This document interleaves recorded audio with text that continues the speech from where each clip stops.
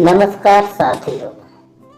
SBA यानी school based assessment विद्यालय आधारित आकलन ऑनलाइन ट्रेनिंग है। उस ट्रेनिंग में आए हुए प्रश्नों का सॉल्यूशन हम प्रस्तुत कर रहे हैं और देखिए कितना फास्ट हम सॉल्यूशन प्रेजेंट करते हैं सारे प्रश्नों का। आप ध्यान से प्रश्नों के आंसर्स देखें, इसके बाद में ही अपने जो टेस्ट है लास्ट में ट्रेनिंग के में उसे हल कर सकते हैं। तो फर्स्ट क्वेश्चन है, होलिस्टिक प्रोग्रेस कार्ड की प्री प्रेपरेटरी स्टेज में कक्षा 3 से 5 तक का आता है। सीखने का मिश्रित मॉडल का अर्थ है ब्लेंडेड लर्निंग। विद्यालय आधारित आकलन में निम्नलिखित में कौन सा सम्मिलित नहीं है? अवसंरचनात्मक आकलन। उपलब्ध विकल्पों में से किस विकल्प या क्रिया चुनने की क्षमता है? वह कहलाता है उपलब्ध विकल्पों में से एक विकल्प या क्रिया चुनने की क्षमता।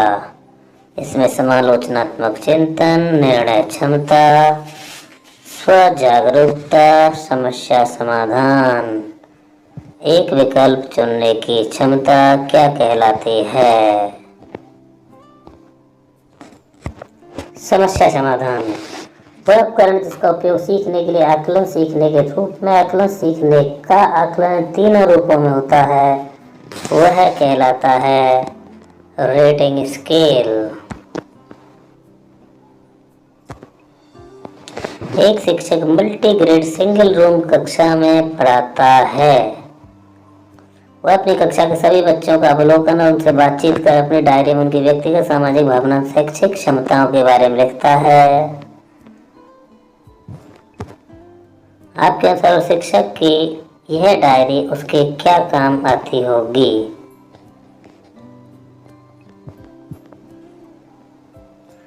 इसमें सीखने हेतु व्यापक वातावरण निर्माण, रुचि और अकादमिक स्तर के आधार पर विद्यार्थियों के समूह बनाने में, पाठ को आकर्षक बनाने के लिए उपयुक्त शिक्षण विधियों और सहायक सामग्री का उपयोग करने में, उक्त सभी। साथी समूह आकलन किसे कहते हैं? अपने सीखने की प्रगति का साथी समूह से आकलन। शिक्षण कार्य के दौरान अवलोकन में संबलन देना। अवलोकन में संबलन देना ये रचनात्मक आकलन। किस तकनीक में विद्यार्थी के सम्मुख कोई घटना या समस्या को प्रस्तुत किया जाता है? परियोजना पद्धति में किया जाता है। इनमें से कौन सा कार्ड एक नया आयाम होगा? ये है होलिस्टिक प्रोग्रेस कार्ड। सुमित कक्षा 7 का विद्यार्थी है। अध्यापक सुमित द्वारा पाठ से नए और मूर्त परिस्थितियों में उपयोग करने की क्षमता का विकास किया जा रहा है। अनुप्रयोग कर रहे हैं ब्लूम के अनुसार। शिक्षा का अधिकार अधिनियम 2009 23(2) के अनुसार सभी राज्यों को कक्षावार विषय सीखने के प्रतिफल तैयार करने चाहिए। किसी कक्षा में शिक्षक विद्यार्थियों का कक्षा टेस्ट लेने के लिए सभी प्रश्न मिलान करने वाले देता है। इस परिस्थिति के निम्न विकल्पों में से सही विकल्प का चुनाव कीजिए। मिलान करने वाले जो प्रश्न देता है वो प्रश्न स्मरण वस्तुनिष्ठ होते हैं। समयांतरण पर सत्रांत में लिया जाने वाला आकलन योगात्मक आकलन होता है। FLN फ्रेमवर्क में दक्षता और सीखने के प्रतिफल प्राप्त किए गए हैं विकासात्मक लक्ष्यों से। विद्यार्थियों को कक्षा में कहा गया कि वे विश्व के महाद्वीपों को बड़े से छोटे क्रम में जमा कर लिखें। अपने पूर्व ज्ञान के अनुसार जमा कर लिखेगा। बिना किसी की सहायता खुद को दिखाने के लिए लिखेगा। चर्चा का सुधार करके लिखेगा। मानचित्र देखकर त्रुटि सुधार कर लिखेगा। पहला, तीसरा और चौथा। पहला, तीसरा, चौथा सही है। SBA का मुख्य उद्देश्य क्या है? विद्यार्थियों के सीखने की आवश्यकताओं को नहीं समझना, गलत। दक्षता को सहायता नहीं करना गलत। तीसरा, सीखने की परेशानी दूर में मदद नहीं करना गलत। विद्यार्थी आवश्यकता दक्षता की समझ हर संभव मदद करना चौथा सही है। बिल्कुल, केवल 4 ही सही है। विद्यार्थी की जिज्ञासु प्रवृत्ति को क्या माना गया है? जिज्ञासु प्रवृत्ति को केस स्टडी का विषय माना गया है। निम्नलिखित में से उचित समूह का चयन करिए। ये रहेगा अवलोकन और आकलन। एक शिक्षक के नाते आपको मालूम होता है कि अमुक विद्यार्थी का अधिगम स्तर निम्न है। ऐसी स्थिति में आप इसमें से कौन सी कार्रवाई करेंगे? संबंधित विद्यार्थी के अधिगम स्तर को अभिभावक से साझा करेंगे, शिक्षण प्रक्रिया को प्रभावी बनाएंगे, प्रदानात्मक सूचित करेंगे, उपयुक्त सभी।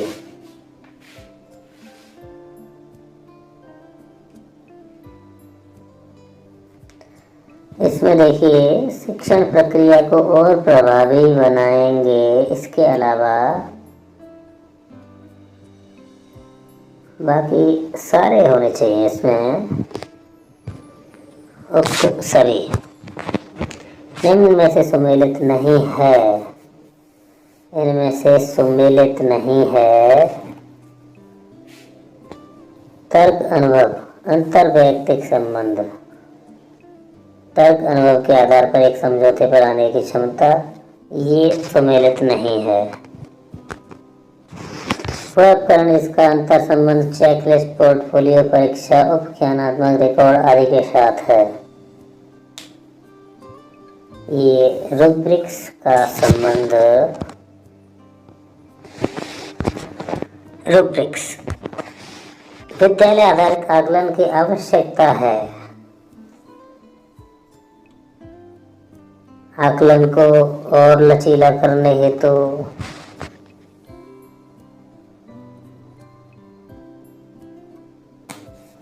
और लचीला करना होगा। कार्यपत्रक जांच में शिक्षक योग संक्रिया पर विद्यार्थी उत्तर जांच के दौरान 6 + 17 23 55 + 63 118 28 + 13 311 ये निष्कर्ष निकालता है। यानी उसे संख्या ज्ञान भी आता है, इकाई दहाई में जोड़ना आता है और जोड़ से प्राप्त दहाई को सही करना। और जो तीसरा है उस मात्रा की समझ ये गलत है। 1 2 4 उत्तर चलेंगे 1 2 और 4। स्वयं रिपोर्टिंग आकलन के संबंध में सही कथन है परीक्षण किसी व्यक्ति के लक्षण, व्यवहार, विश्वास, दृष्टिकोण की अपनी रिपोर्ट पर निर्भर करता है।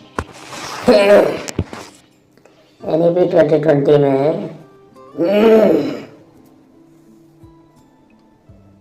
अध्यापक को ब्लूम्स के उच्च स्तरीय सोच कौशल आधारित एक नील पत्र का निर्माण करना होता है, तो उपरोक्त में से वह किस विकल्प को चुनेगा नील पत्र बनाने के लिए?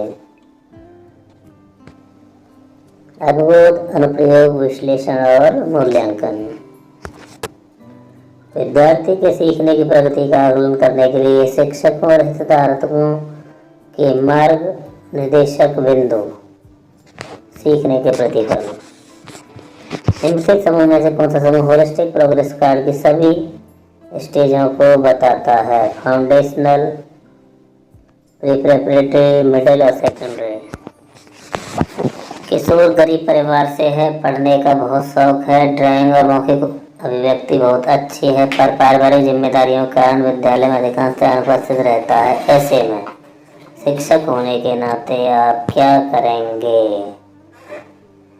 दूरस्थ शिक्षा की सलाह नहीं देंगे, शिक्षकों से प्रश्न पत्र निर्माण नहीं करवाएंगे, अतिरिक्त सहायता शिक्षण सामग्री उपलब्ध कराएंगे, प्रधानाचार्य से विशेष रियायत देने का निवेदन करेंगे। 3 और 4 इसमें देखते हैं। 3 और 4 मौखिक प्रश्नों और छोटी छोटी गतिविधियों द्वारा शैक्षिक स्तर का पता लगाना किस उद्देश्य प्राप्ति हेतु किया गया कार्य है? मौखिक प्रश्नों और छोटी छोटी गतिविधियों द्वारा,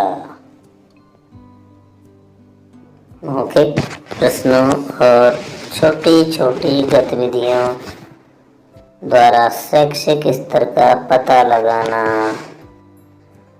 सीखने के रूप में आकलन, सीखने का आकलन, सीखने के लिए आकलन।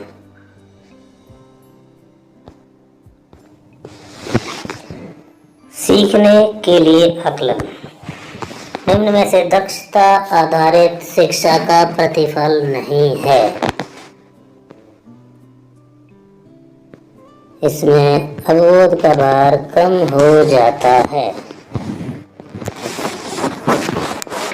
विद्यार्थी अपने ज्ञान का प्रयोग जीवन की वास्तविक स्थितियों में करते हैं। बिल्कुल। वार्षिक परीक्षा में उच्च अंक प्राप्त करते हैं। बिल्कुल। विद्यार्थी रटने की प्रवृत्ति निर्भरता कम हो जाती है, अवबोध का भार कम हो जाता है। ये गलत है। रुब्रिक्स और रेटिंग स्केल, ये दोनों चीजें चेकलिस्ट से जुड़ी हुई हैं। रुब्रिक्स के मापदंड होते हैं प्रदत्त कार्य का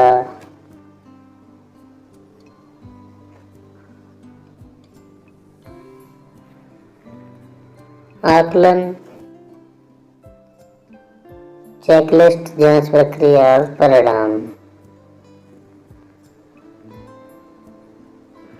या चेकलिस्ट, प्रदत्त कार्य, आकलन और परिणाम।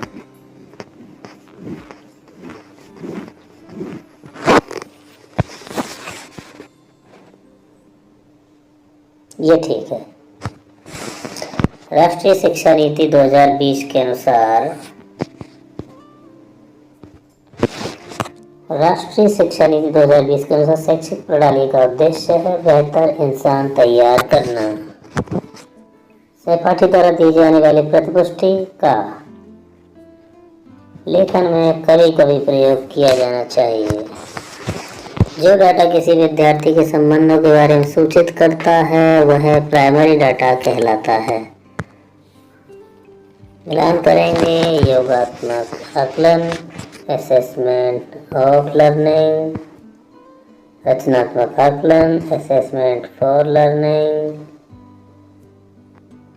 आधार रेखा 17 रंग में और आकलन का उद्देश्य व्यापक लचीली आकर्षक कार्य योजना। शिक्षक को कक्षीय प्रक्रिया में जीवन कौशलों के समायोजन के लिए क्या करना चाहिए? जीवन कौशलों की पाठ्य योजना का निर्माण, जीवन कौशलों में की मैपिंग करना, विषय वस्तु का गहन अध्ययन करना, उपयुक्त सभी चलते हैं। विद्यार्थी के समूह किसी घटना अथवा समस्या को रखकर परियोजना आकलन में रखते हैं।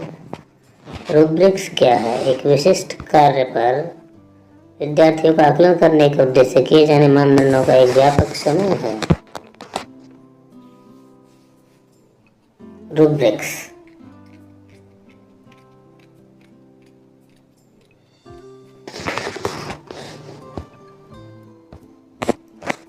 इसका उत्तर होगा उपरोक्त सभी। रूब्रिक्स किसी विद्यार्थी के मस्तिष्क पर चोट लगी है, ये उपख्यानात्मक रिकॉर्ड में रखा जाता है। दिनेश अक्सर अपने दोस्तों के बीच किसी बात को लेकर सही गलत होने के बारे में स्पष्ट राय देता है। ये उसकी अंतर्वैयक्तिक संबंध को बताता है।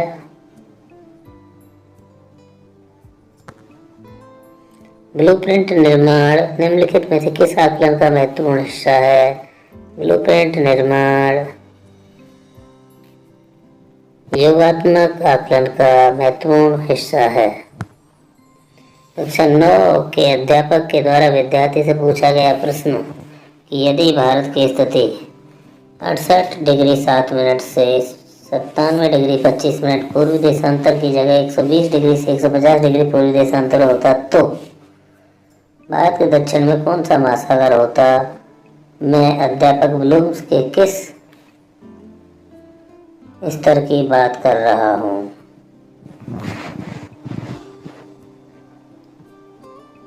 तो यहाँ विद्यार्थी कैसे बताता?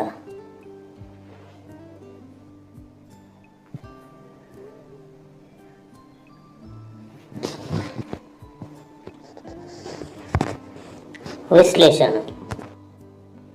कौन सा प्रोग्रेस कार्ड 360 डिग्री आकलन करता है? Holistic progress card. सत्र के प्रारंभ में आधार रेखा आकलन होता है। वैयक्तिक अधिगम आकलन में किसकी पहचान होती है? व्यक्तिगत भिन्नता की।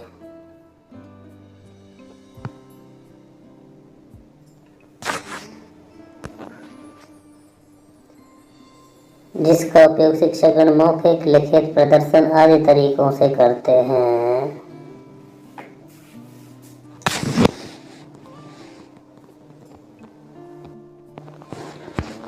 संचयी रिकॉर्ड। विषयों के साथ लीडरशिप, कला, स्वास्थ्य, खेल जैसे पहलुओं को होलिस्टिक प्रोग्रेस कार्ड उपयुक्त रहेगा।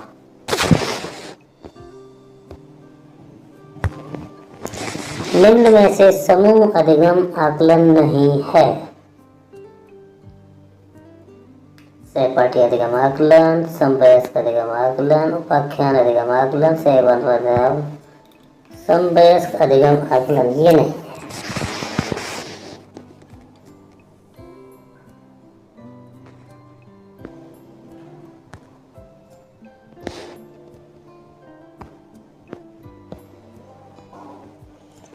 समूह अधिगम आकलन में उपाख्यान अधिगम आकलन करेंगे। प्रदत्त कार्य के प्रदर्शन का आकलन क्या कहलाता है?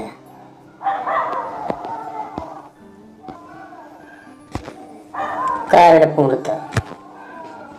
वह दस्तावेज प्रमाणों के आधार पर किसी कार्यक्रम अथवा इकाई का महत्वपूर्ण आत्म विश्लेषण है जिसमें बाहरी कर्मी द्वारा समीक्षा करने से पूर्व उसका पूरा आकलन किया जाता है, वह क्या कहलाता है? Case study. दक्षता आधारित आदर्श आकलन किया जाता है। वार्षिक किया जाता है।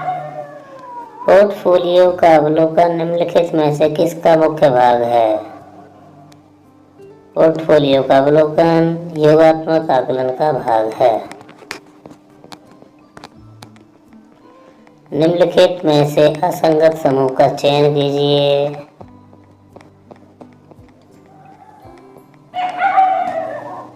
सर्वे साक्षात्कार। विद्यार्थी की शैक्षिक यात्रा को दर्शाने वाला जीवंत उपकरण पोर्टफोलियो। शिक्षक हिंदी विषय के वाक्य विन्यास बिंदु के पठन से पूर्व सीखने के आकलन में किसकी जांच करेगा? अर्थ उद्देश्य विधेय एकदम जांच। गुणवत्तापूर्ण शिक्षा के लिए आवश्यक नहीं है। विद्यार्थियों का उच्च कुल में होना। रचनात्मक आकलन से विद्यार्थी के बारे में बनी छवि के आधार पर किया जाने वाला मूल्यांकन किस आकलन का आधार है? योगात्मक आकलन का। साथी की मदद करना और निर्देशों के अनुरूप प्रतिक्रिया देना।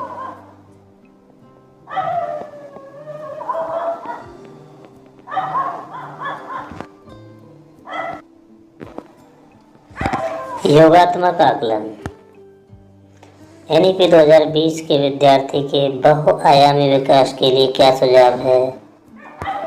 ज्ञान का आकलन हो, दक्षता का आकलन हो, व्यवहार का आकलन हो, जीवन जीने में सभी विकल्प सही हैं। कक्षा में एक बालक गुमसुम रहता है, उसके अंतर वैयक्तिक संबंधों की जांच की जाएगी। अवलोकन का अर्थ है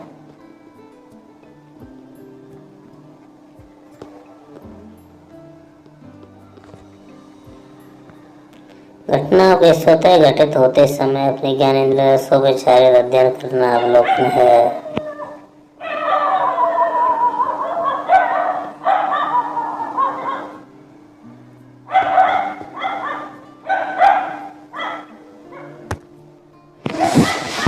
प्रवृत्ति के साथ साथ संज्ञानात्मक, भावात्मक, साइकोमोटर रूप से प्रत्येक विद्यार्थी की रिपोर्ट दर्शाने वाला प्रपत्र है होलिस्टिक प्रोग्रेस कार्ड। आकलन प्रक्रिया में HCP की full form holistic progress card. सीखने के आकलन में निम्नलिखित में इस तरीके अपनाए जाते हैं। कक्षा टेस्ट होता है, सीखने का आकलन, साप्ताहिक परीक्षा, सत्र पूर्व ली गई परीक्षा, सत्रांत ली गई परीक्षा।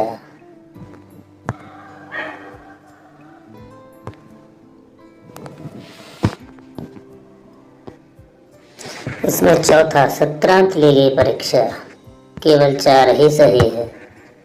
सीखने की क्षमता में अभिवृद्धि करना और विद्यार्थियों की दक्षताओं का मापन करना निम्नलिखित में से क्रमशः किस आकलन का भाग है?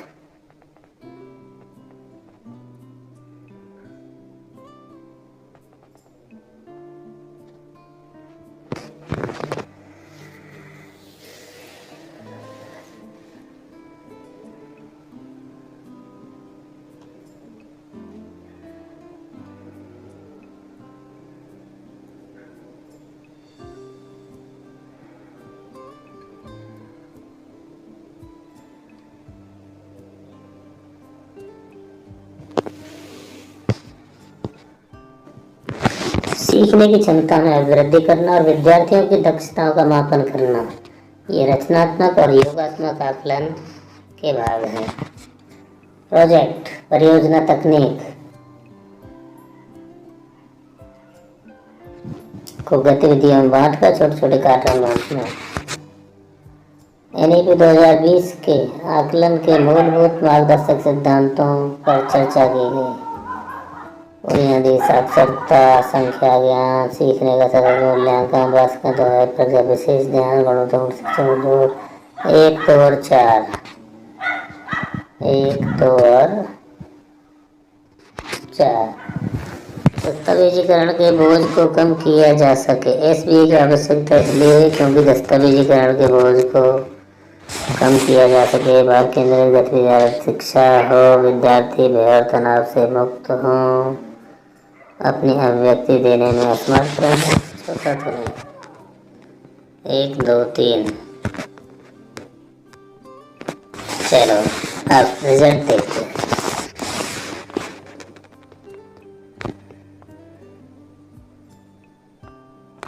बहुत बढ़िया। 70 में से 49 की आवश्यकता थी 70% के लिए और हमारे 52 सही हैं। धन्यवाद आप सभी के लिए।